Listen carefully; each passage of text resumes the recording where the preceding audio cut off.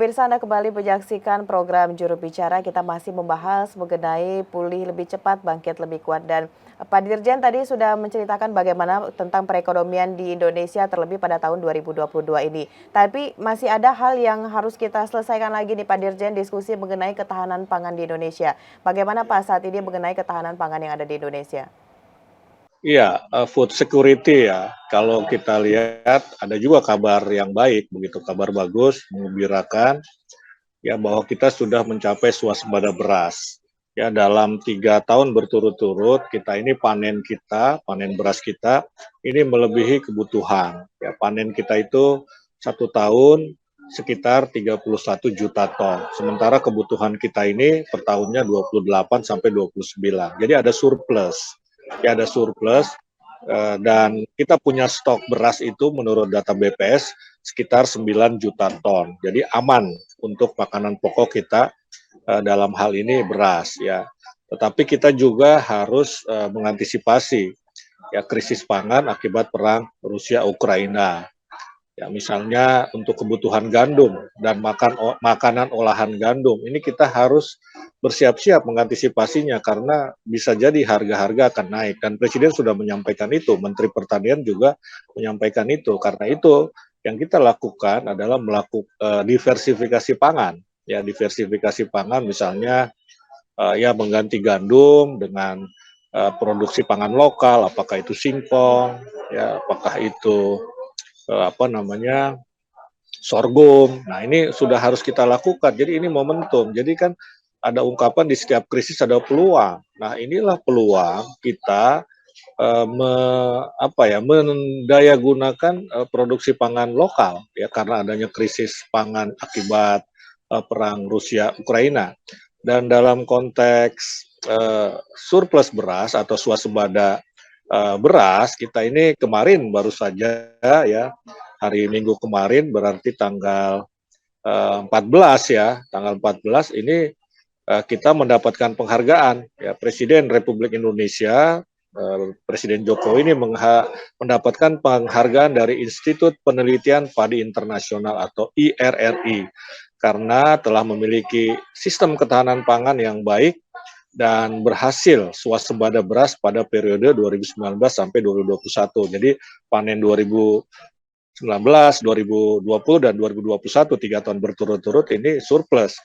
Penghargaan ini bertema Acknowledgement for Achieving Agri-Food System Resiliency and Rice Self-Sufficiency during 2019-2021 through the application of rice innovation, technology, and atau perdagangan sistem pertanian pangan tangguh dan swasembada beras 2019 sampai 2021 melalui penggunaan teknologi inovasi padi.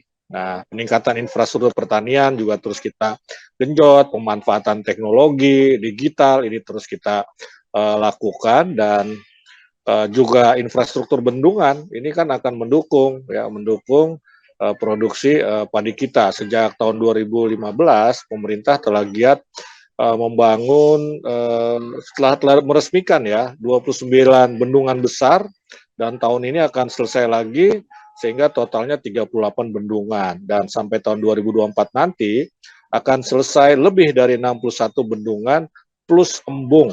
Ada 4.500 embung ya dan 1,1 juta jaringan irigasi yang telah kita bangun selama 7 tahun ini. Nah, jadi kita betul-betul mengurusi ketahanan pangan dari segala sisi kita siapkan, dari sisi infrastruktur, dari sisi teknologi, dari sisi SDM.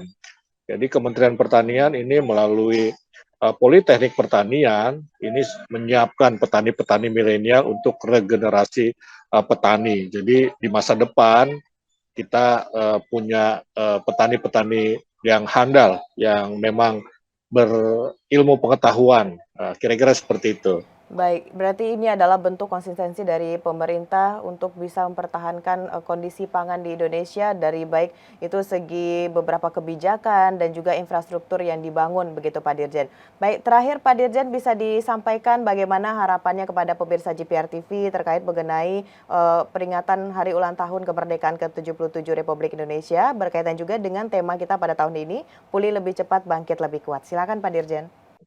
Iya, yang pertama kita harus mensyukuri ya bagaimanapun apapun dengan segala kelebihan dan kekurangannya capaian-capaian yang sudah kita dapat ya selama kurang lebih 7 tahun ini ya bukan saja mensyukuri tapi kemudian kita harus bekerja ya lebih giat lagi ya supaya kita bisa pulih lebih cepat dan bangkit lebih kuat. Marilah kita semarakan peringatan Hari Ulang Tahun ke-77 Republik Indonesia ini dengan penuh hikmat, ya lebih semarak, tetapi tetap menjaga protokol kesehatan.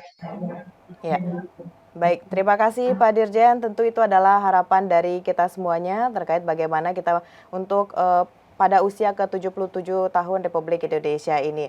Baik, kita akan ikuti lagi bagaimana peringatan di hari ulang tahun ke-77 kemerdekaan Republik Indonesia ini melalui berbagai media nantinya dan diharapkan masyarakat Indonesia baik yang ada di Jakarta maupun di seluruh daerah seperti pesan Pak Dirjen tadi bisa memeriahkan hari ulang tahun kemerdekaan RI namun tetap menjaga protokol kesehatan. Baik, terima kasih Pak Dirjen. Salam sehat dan selamat melanjutkan aktivitas. Assalamualaikum. Terima kasih Mona. Waalaikumsalam. Baik, pemirsa itulah dialog kita dalam program Juru Bicara bersama dengan Dirjen IKP Kementerian Kominfo Republik Indonesia. Terima kasih bagi Anda yang telah menyaksikan. Saya Mona Azarinisa pamit, sampai jumpa.